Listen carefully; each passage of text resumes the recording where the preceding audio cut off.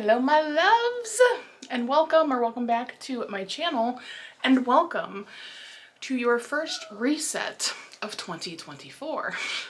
So this is my January reset. So basically what we're gonna do today is I'm gonna give you a tour of my new space, my new digs. So while I was on a girls trip in November, Justin, my wonderful husband, started working on my office. And so originally this was my oldest child's room, Charlie's room, and he wanted to move downstairs like any other teenager likes to do. I don't know what it is about teenagers living in the basement, but that's apparently a thing. So he is now currently living in the basement. And while I was gone, Justin started working on putting together my office for me because I do work from home 3 days a week and I do this and all kinds of stuff. So being out in the middle of the living room was never ideal. So here we are. This is my office. So that's what we're gonna start with. I'm gonna give you a tour of that. And then we're gonna move into kind of what my TBR is gonna look like for the month. It's broken down into kind of 3 or 4 separate types of, not readathons, but different reading things I have going this month. And then you're gonna watch me update my digital journal. I started a physical journal. I bought a physical journal, so I'm gonna actually start writing in a physical journal about my books as well. And then we're gonna match calendars, make sure everything works for the month of January. And then yeah, we're gonna kind of go from there and see how everything goes. So sit back, relax, you're in for a bumpy ride. Okay, so welcome to my new office. There's only a couple more things that we have to do in here. I just really have to get a curtain for my closet over here behind me, and then we're gonna add a ceiling fan. But, so this is something that I was given for Christmas, get that off there, by my dad. See if I can get it open with one hand. Boom! I got a vinyl player for Christmas, and so I bought a vinyl. I bought 21 Pilots Blurry Face because it's probably my favorite 21 Pilots album, and so I have that. This also connects to like your phone for Bluetooth. Comes out this down here, and it's pretty. Look at it. It's so pretty. So I have that in here now, which makes me very happy. Of course, a TV for all the YouTube I watch in the ambience rooms. And then this is like my classic shelf, one of them. I'm missing a couple because you'll see those in a little bit in the TBR part of it. But this used to be a makeup brush holder, but I put my wooden flowers in it. And then these little guys were handcrafted by my dad. They're the burrow from Harry Potter, and of course Hagrid's hut from Harry Potter, complete with a pumpkin. Can you see the pumpkins in the wheelbarrow? So yeah, so this is going to be kind of where I hang out my classics for the most part. And then I have another shelf over here. As you can see, I have a thing about skulls, where a couple more of my classics are sitting. And then we have your sorting hat up here. And then of course, a lamp in the corner. Can't live without a lamp. Gotta have a lamp. So then I have, this is my reading chair. It's a little discombobulated because my dogs like to sit in it and they kill that blanket every time. And then my desk, which is kind of a mess because I'm filming, so this is what you get. That is the fan that will be going in, but then this is one bookshelf. And then over here is my other bookshelf.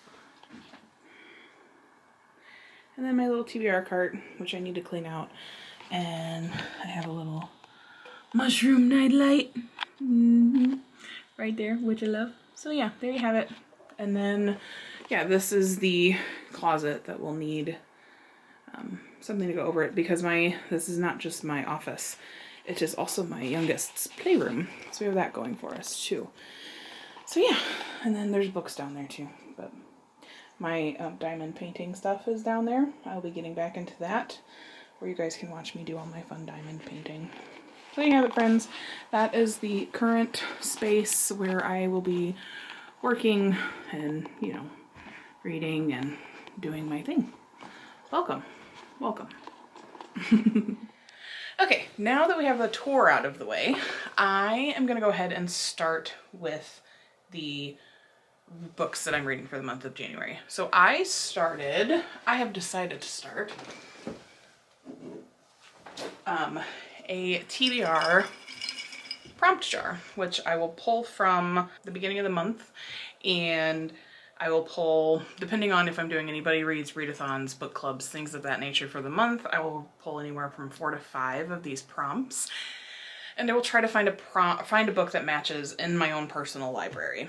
Now, if I cannot, you're gonna get to watch me do some research. I have some books that I have saved to the library, bookmarked at the library, that I know fit some of these prompts because I made sure of it. And then if not, if I don't have a book that fits the prompt, or I can't find a book bookmarked in the library, we'll just do some more digging. It'll be fine. We are here to research together, my friends. We will be researching together. So I already pulled the prompts for January. I did that while I was chatting with some of my Discord friends last week or so, because I knew I had a lot that I was doing for the month of January, and so I wanted to make sure that I knew what my TBR prompts were, because January has about 3 different things going for it for me. We have the TBR jar prompts that I pulled, I have Winterween going on, and we also have January, which is where we read Jane Austen for the month, or Jane Austen retellings, or books similar to Jane Austen books, or things of that nature. And so I have those 3 big things going on. And then also I have decided to start doing the buzzword reading challenge as well. And so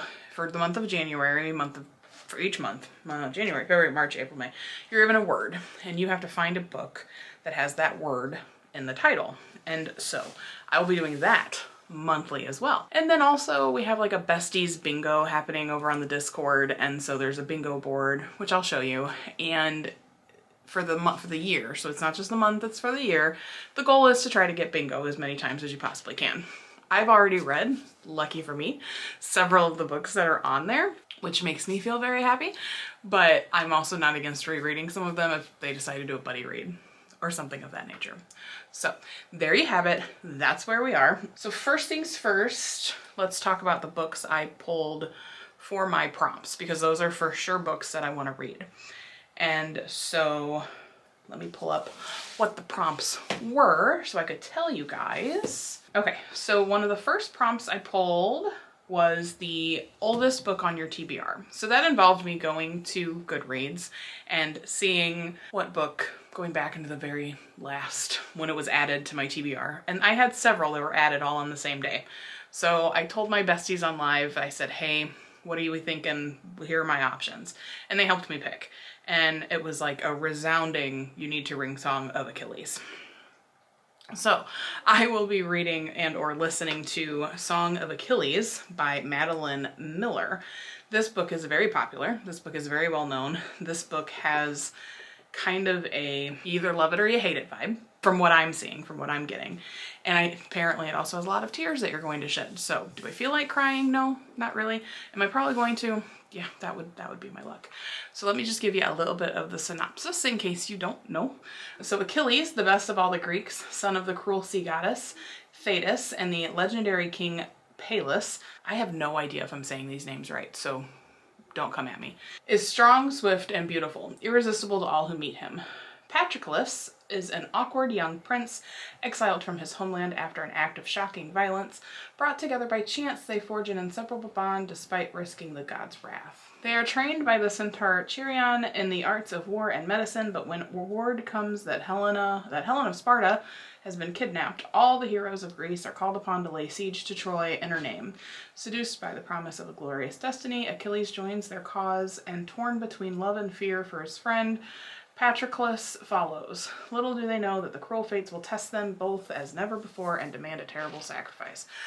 I'm not looking forward to that. So I don't know. I don't know. I can't decide if one needs to be one of the first books I listen to or one of the last books I listen to, but that is Song of Achilles, my friend, and that is one on the TBR jar that I pulled for oldest on your TBR. Then the next one I picked was I had to use a random letter generator, and so basically what I'll do, and from here on out when I do this, you'll actually get to watch me do my digging. You will get to watch the letter generator. You'll get to watch it all. But I had a lot going on this month, and I just needed to know what I was going to be reading, and so so I did it. I went online, I found a random letter generator, I spun the wheel, and it gave me the letter O. So for that one, I will be reading The Only One Left by Riley Sager. I love Riley Sager. I've heard wonderful things about this book. I hear that it's fantastic. The sticker bothers me. Why you gotta be right there? Like, okay. I've heard wonderful things about this. I've heard that it's really good. And so when I was out shopping the day after Christmas, and Barnes & Noble has those like 33% off all hardback cover books, I went a little crazy and I bought a bunch of books. And this was one of them. So it says, at 17, Lenora Hope hung her sister with a rope. Now reduced to a schoolyard chant, the Hope family murder shocked the Maine coast one bloody night in 1929. When most people assumed 17-year-old Lenora was responsible, the police were never able to prove it. Other than her denial after the killings, she has never spoken publicly about that night, nor has she set foot outside Hope's End, the cliffside mansion where the massacre occurred. Stabbed her father with a knife, took her mother's happy life. It is now 1983, and home health aide Kit McDeer arrives at a decaying Hope's End to care for Lenora after her previous nurse fled in the middle of the night. In her 70s and confined to a wheelchair, Lenora was rendered mute by a series of strokes and can only communicate with Kit by tapping out sentences on an old typewriter. One night, Lenora uses it to make a tantalizing offer. I want to tell you everything. It wasn't me, Lenora said, but she's the only one not dead. As Kit helps Lenora write about the events leading to the Hope family massacre, it becomes clear there's more to the tale than people know. But when new details about her predecessor's departure come to light, Kit starts to suspect Lenora might not be telling the complete truth, and that the seemingly harmless woman in her care could be far more dangerous than she first thought. Yes, this is one I will be reading. I have a feeling I will really enjoy this one because I really like thrillers, I really like mysteries, and yeah, why save them for October? Why save them for spooky season? Take care of them now. And then the other one I pulled was Least Read Group. Middle grade is the one that I read the least. Least read age group, young adult, middle grade, children's. Mostly I don't read middle grade. I will read young adult, and obviously children's books because I read to Cadence, but I don't really read a lot of middle grade. I have been trying to read more middle grade, but it is my least read age group of books. So I was like, well, what am I gonna read? And so I was talking to the group, and it was a resounding, well, not even a resounding. I was just told that I need to read Nevermore by Jessica Townsend. Now this book is very beat up because it is my oldest child's book. He does not take care of books the way he should, and I have tried, but it's waterlogged. It's kind of a mess, so I maybe end up getting it from the library because I don't even know if I'd be able to physically read this without losing my mind. But we do have a copy. It is here if I can't get it from the library. But this is Nevermore, The Trials of Morgan Crow by Jessica Townsend. And when I said that I hadn't read it, I basically got yelled at. I was told that this is a book I should read the whole series, and so I will start the series, I'll see how it goes. But it says, born on eventide, the unluckiest day of any child to be born, Morgan is blamed for all local misfortunes, and worst of all, the curse dooms her to die at midnight on her 11th birthday. But Ms. Morgan awaits her fate. A remarkable man named Jupiter North appears, whisking her away into the safety of a secret magical city called Nevermore. It's in Nevermore that Morgan discovers she must contend for a place in the city's most prestigious organization, the Wondrous Society. Morgan must compete in 4 dangerous trials against hundreds of other children, or she'll have to confront her deadly fate. So I feel like it's gonna have magic, it's gonna have a lot of fun, it's gonna have all the things that I like in a book, maybe mixed with a little Hunger Games, except probably not death because it's middle grade. Not a lot of people die in middle grade, but there you have it. So then, the final prompt I pulled was set in a town or country that you've been to. So after some brainstorming, because I have been lucky enough to travel to lots of places in my life. I have been to across the big pond over to Europe, and I've been to France, and I have been to all kinds of places back here on this side of the pond. And so with a little help from the besties that I have, I was asked if I had been to New York, and I said I've been to New York several times. I love New York. And so she said, well, what about Percy Jackson? And I was like, you know, I read the first one. I really liked the first one. And so I went ahead and I ordered the second one. So this is Percy Jackson and the Olympians, The Sea of Monsters. So this is book 2 of the Percy Jackson and the Olympians series. The first book is when you are introduced to Percy Jackson and you find out who his father is, and you figure out that why he is a demigod, and he gets sent on the task to find something for Zeus, and he runs into all kinds of fun things in the process. And so I was never into this as a kid, as a teen. I was into other things. I was into other books. This was not something that crossed my mind for real. But now that I'm older, I'm very into the gods and goddesses and the Olympians and all of that kind of stuff. And so this has been fun for me to read. Not to mention Disney Plus is starting a series. And I can already tell you after watching the first episode, it's much closer to the books than the movies were. And I've never even seen the movies, but that's what I hear. And so when I read the first one, I did not know who Percy Jackson's dad was. That was never spoiled for me. And so I felt really like, wow, I didn't see that coming. I had a feeling, because once you start to read it, you're kind of like, I know who his daddy is. And so I figured it out pretty quickly, but everybody was kind of shocked that I had not gotten that spoiled for me. And I said, I just didn't do any deep diving into Percy Jackson. So yeah, in the first one, you find out who you meet Percy Jackson, you find out who Percy Jackson's dad is. Percy Jackson ends up at a camp for demigods, and he goes on a task for Zeus with a couple of friends, and all heck breaks loose, I guess you could say, because there's lots of gods that don't want him to find it, and they want him to lead them to what Zeus is looking for. So now this is the second book, so I am not going to say much about it just because, like I said, it is the second book in a series, and I am not all about spoilers. So there you have it. So that was the TBR jar pulls for the month of January. Next month, I promise I will do it on a video with you guys watching, possibly with my besties, because they give me ideas. So we'll see how it goes. So then the next big thing I will be focusing on is the buzzword kind of reading challenge that we're doing. And the buzzword for January is there, there, or there. So T-H-E-R-E, T-H-E-I-R, or T-H-E-Y''re.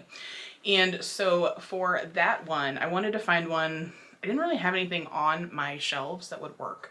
And so I was like, okay, well, here's what we're gonna do. And I just did some digging. I did some fun digging. I figured out what I could find. And I found a book, and it's called Once There Were Wolves, and it's by Charlotte McConaughey. It's relatively short. It's only like it's less than 300 pages, 258 pages, and I have it on audio. So I have started listening to it.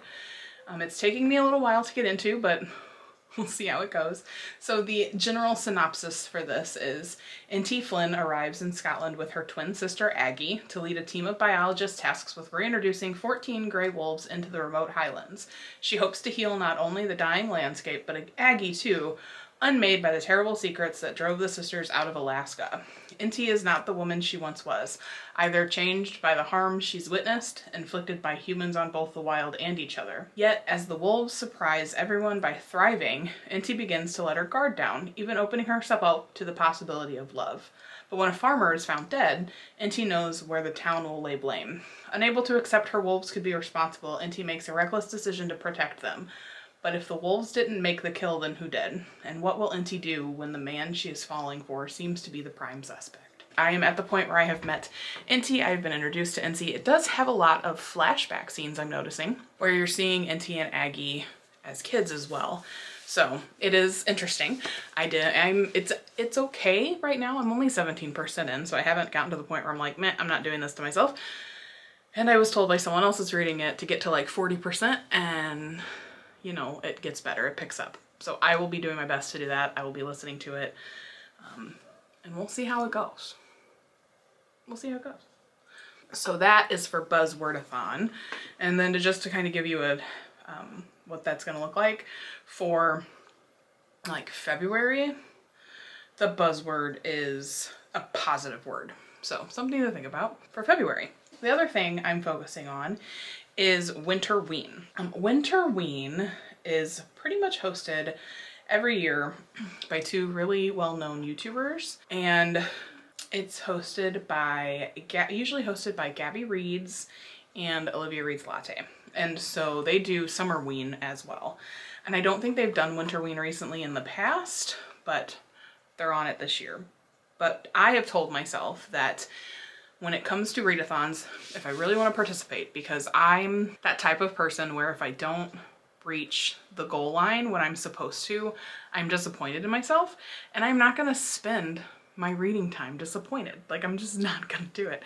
And so I told myself, I said, participate, take as long as you need. You can still watch the videos. I'm not gonna necessarily follow the rules, so to say. And if anybody has a problem with that, come at me, bro. Come at me. So basically this is supposed to be starting Friday, January 5th, and it goes until the 11th. Now, I can't read as many books as I want to read for this in that short of amount of time. So, like I said, I'm taking my time. I'm gonna take as much time as I want. For Winterween, I will be doing 4 books. That's the plan. And so the first couple are physical books that I already own. I have already started, and I've made it almost halfway through, Starling House by Alex E. Haro.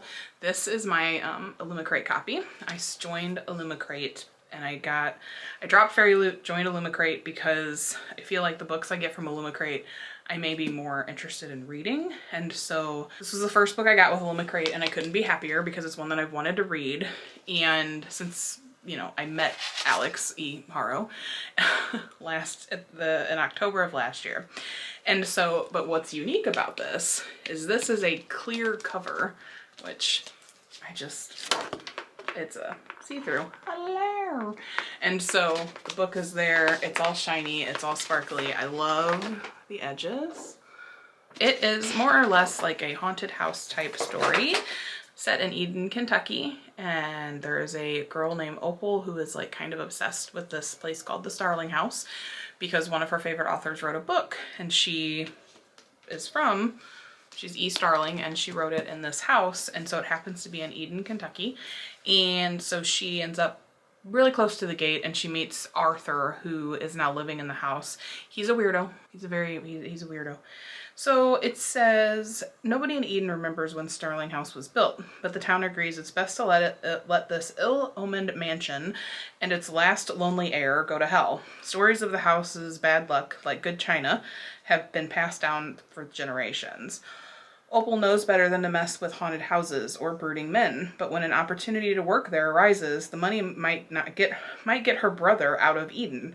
Starling House is uncanny and full of secrets, just like Arthur is. But just like Arthur, its heir.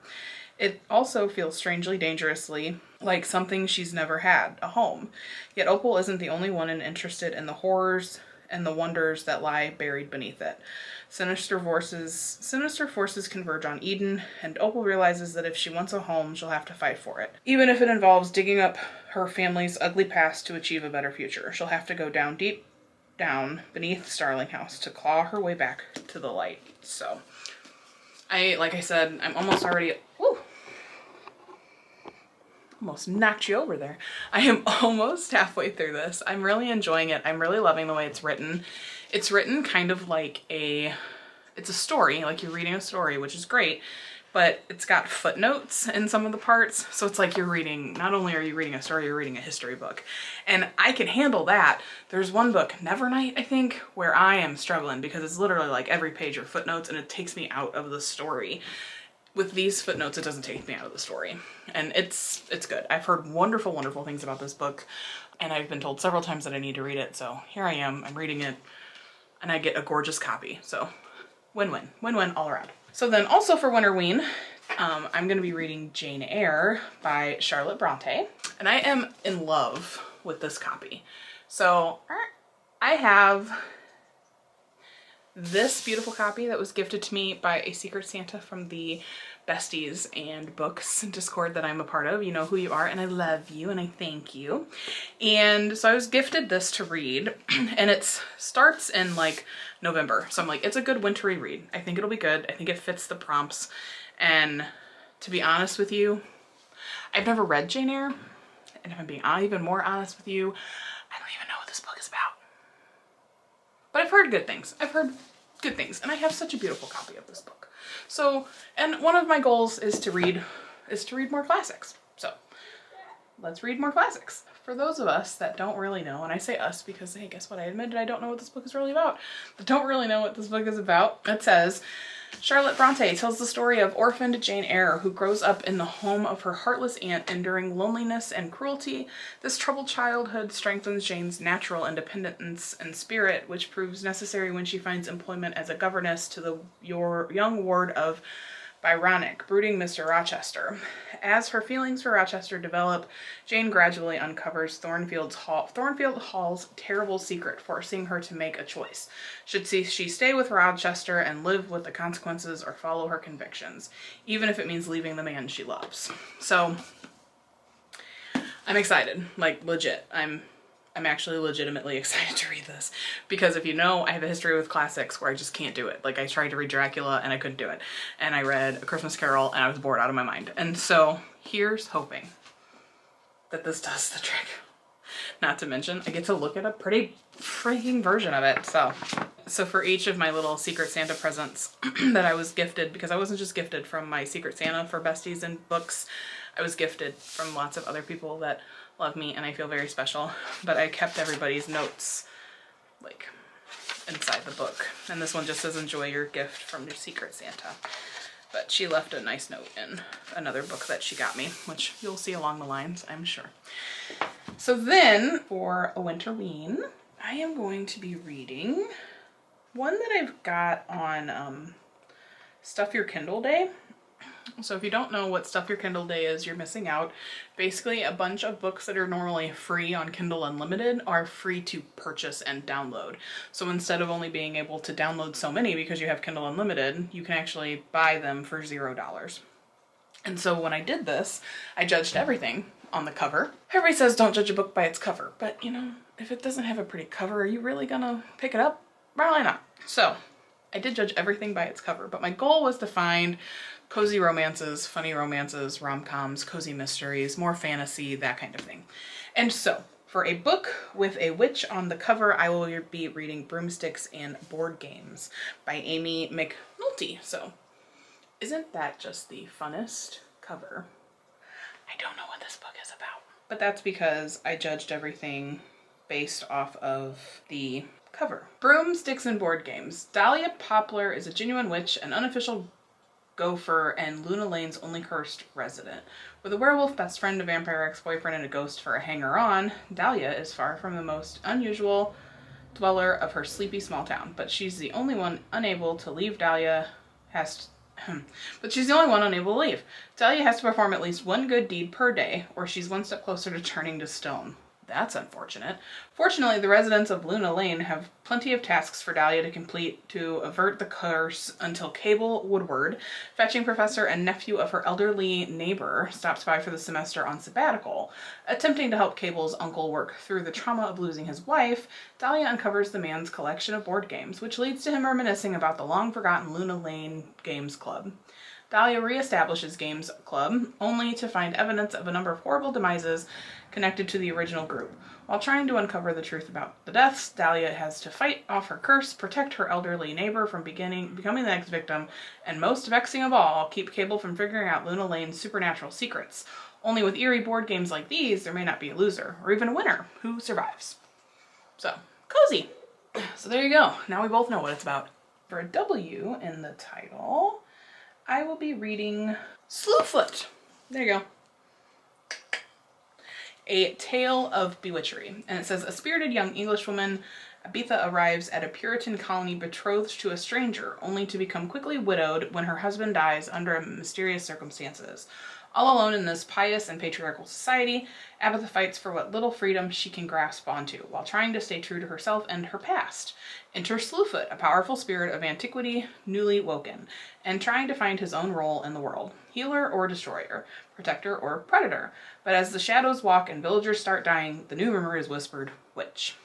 Both Abatha and Slewfoot must swiftly decide who they are and what they must do to survive in a world intent on hanging any who meddle in the dark arts. I've heard wonderful things about Slewfoot from the people that have read it, and the reviews, I mean, that's 4.32 is the general rating on Goodreads, so it's got to be kind of good, right? I hope. So there you have it. That's Winterween. Those are the books I'm going to try to get done before the end of the month as well, but like I said, I will not be attempting to do this in a short amount of days. Like that's not gonna be my thing anymore. Because I always end up just feeling like I have let myself down, and I've tried to sneak around these readathons in ways that it's like, I'm gonna do one book that hits every prompt. And then I'm lucky if I finish that one book, but it's because I work full-time, I'm a full-time mom, I have to keep my house clean, I have to put food on the table, so it's hard to, you know, be able to do all that. And I'm sure I'm not the only one that feels that way, but I just don't have the ability to do all of it. So that's where we are. And I'm sure, like I said, I'm not the only one that does these readathons. And I'm sure there's people that do the readathons and get everything read in the time frame that it's supposed to get read. But that's probably because you're all better than me. You're better than me. Better time management. Better time management. That's what you all got. Lucky you guys. So then last but not least, we are doing January, in which we read, the goal is to do like a bingo board and to make the bingo board. Now I have a whole month to do this, so it's real possible. I may read some, I may not read all. It just kind of depends. And so for that, the bingo board looks something like this. I'll show you the bingo board. Boop, boop. And my goal in this, with this bingo board, is for it to look like this. And so I'm hoping to hit a continuation story, a Pride and Prejudice retelling, a book featuring sisters, a gossipy book, Sense and Sensibility, and a book featuring extended family. And so if you know Jane Austen at all, you know that a lot of her books just automatically include extended family. And it automatically includes being a book about sisters. Like, that's just what it is. And so for a continuation story, what I want to read is a Death Comes to Pemberley, because my favorite Jane Austen book is Pride and Prejudice. And so I was trying to stick to books with those characters in them. So Death Comes to Pemberley is written by P.D. James, and it says, in their 6 years of marriage, Elizabeth and Darcy have forged a peaceful, happy life for their family at Pemberley, Darcy's impressive estate. Her father is a regular visitor. Her sister Jane and her husband Bingley live nearby. The marriage prospects for Darcy's sister Georgina are favorable, and preparations for their annual autumn ball are proceeding apace. But on the eve of the ball, chaos descends. Lydia Wickham, Elizabeth's disgraced sister, who, with her husband, has been barred from the estate, arrives in a hysterical state, shrieking that Wickham has been murdered. Plunged into a frightening mystery and lurid murder trial, the lives of Pemberley's owners and servants alike may never be the same. That one is 304 pages, so it's relatively short, which makes me happy. So that is for your continuation story. So then for a Pride and Prejudice retelling, one that I have been very excited to read is Pride and Premeditation. And I downloaded it on audio from Libby, and so I have the audio in my hands.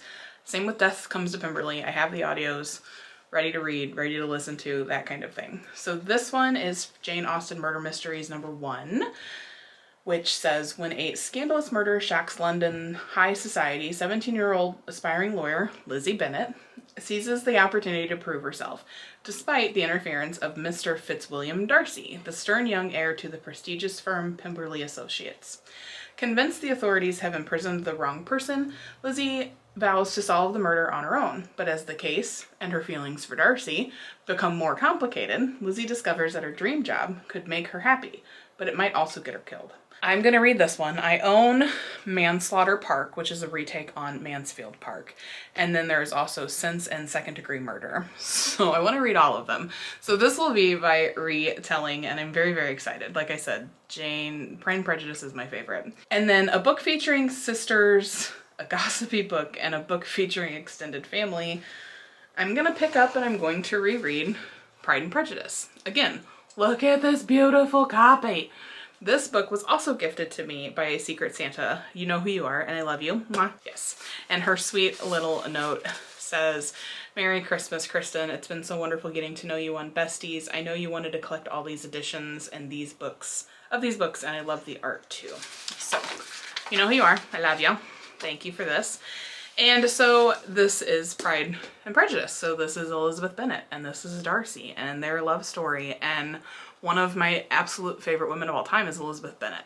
And There you go. She is one daughter of several daughters to a man who owns an estate, obviously, and back in that day, you couldn't leave your land or money or anything to your daughters. You had to leave them to sons, so the goal is to marry them off. And so mom is tasked with marrying all of her kids off in order for them to have a better life. And nobody is making Elizabeth happy. And then you meet Darcy, who is just this brooding, attractive man who will not tell a single person how he actually feels. But love is in bloom. I love this story. It's my favorite Jane Austen story, and I am obsessed with this edition because, I mean, it's so pretty. It's so pretty. And then if I have time, I will read Sense and Sensibility, and that will get me all of my bingo prompts for January. So if you do not know what Sense and Sensibility is about, it's also a gossipy book. So regardless, if I don't get this guy read, and I can get Sense and Sensibility read, which I'll be reading on my Kindle because I have a Jane Austen's 12 Best Stories or whatever downloaded to my Kindle. So this is also a gossipy book. I believe this is also about sisters. So it all works out, right? So it says, Marianne Dashwood wears her heart on her sleeve, and when she falls in love with the dashing but unsuitable John Willoughby, she ignores her sister Eleanor's warning, and her impulsive behavior leaves her open to gossip and innuendo. Meanwhile, Eleanor, always sensitive to social convention, is struggling to conceal her own romantic disappointment, even from those closest to her. Through their parallel experience of love and its threatened loss, the sisters learn that sense must mix with sensibility if they are to find a personal happiness in a society where status and money govern the rules of love. So there you have it. About sisters and extended family. She has a theme, guys. She has a theme. So there you have it. Those are the books I'm hoping to get read in the month of January. Is it a lot more, in my opinion, than what I normally do? Yeah. Do I think I can do it? Maybe, because a lot of it is audiobooks. And so I listen to audiobooks when I'm working, when I'm cleaning the house, when I'm in my car, that kind of thing. So hopefully I will actually be able to get this all done. Yay. So now, let's move on, shall we? So there you go. There's the TBR. That's the January TBR. And now what I have to do is put them in my journal.